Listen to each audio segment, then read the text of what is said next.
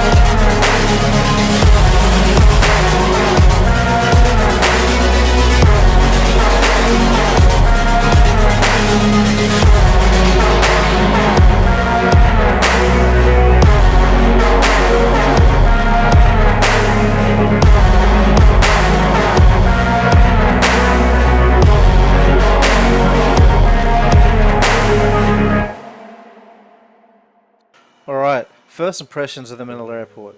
If you've ever been here before, it's completely dead. Now the first couple of things you should do when you first arrive is get a SIM card from one of the two stalls here, Globe and Smart. Now they're both as bad as each other, so I'll just go to whatever line is the shortest. Myself, I'm with Globe, but the only reason for that is when I first arrived, the person working in the Smart booth was taking a dinner break. After your SIM's all set up and running, download the Grab app. Now this is the Uber of the Philippines. You can use it to book a car to get around, or even get food delivered to your hotel or house. More on that later. Now if you want to take a taxi, I would only take the yellow taxis on Bay 13. Now these are the only taxis that run on meter, and you don't need to bargain or get ripped off paying extra for a taxi ride. There used to be some really nice restaurants upstairs, but when I went there everything was closed. The only places open were Jollibee, McDonald's and Wendy's. Now even Burger King was closed. Now if you do want to check out Newport, which is where all the 5-star hotels, casinos, high-end shopping, it's just over the freeway from the airport. Now there used to be an overpass walkway that you could easily get there, but at this time it was closed, so maybe it's better to take a taxi or Grab to get there, as walking over the freeway was busy and very dangerous. I probably wouldn't do it with luggage. Now moving on to my cost of living, I'll go over my current costs as well as the costs when I first arrived, and as you can see things do get a lot cheaper the longer you've been here. Now I'm going to do this in pesos and US dollars, as the conversion rate is just easier. Roughly 50 pesos for every $1. My current rent is 22,000 pesos or 430 US dollars per month. Now this is for a 3-bedroom townhouse in a gated community with a pool and basketball court. My internet is 3,500 pesos or 70 US dollars. Now that's for an 800 meg connection, and yes, the internet is starting to get better in the Philippines. My water bill is a little bit higher than most, as I do have a washing machine, so it is roughly around about 500 pesos or 10 US dollars per month. My electricity is not the normal, as I do crypto mining in one of my spare bedrooms, so it cost me around 25 1,000 pesos a month, or close to $500. They also have 2 TVs, computer, 3 air conditioning units, and 1 or 2 of them are normally running 24/7. Now, before doing crypto mining, my electricity was around 6,000 pesos or $120 per month. So I'll use that for the total cost per month. The other expenses is also my SIM plan for my mobile phone, and that's 900 pesos a month, and that gives me unlimited calls and 15 gig of data. Now that brings my total cost to roughly 33,000 pesos a month, or $640. Now that's for rent, water, internet, my mobile phone, as well as electricity.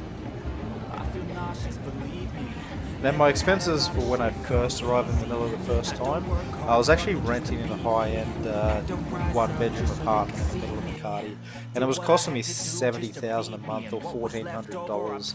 Now that did included in that price the internet, the water, electricity, so that was all bundled in together. But you'll see that obviously is a lot higher than what I'm spending now. Now, as far as food goes, it all depends on how many times you eat out per week, or if you do your own cooking.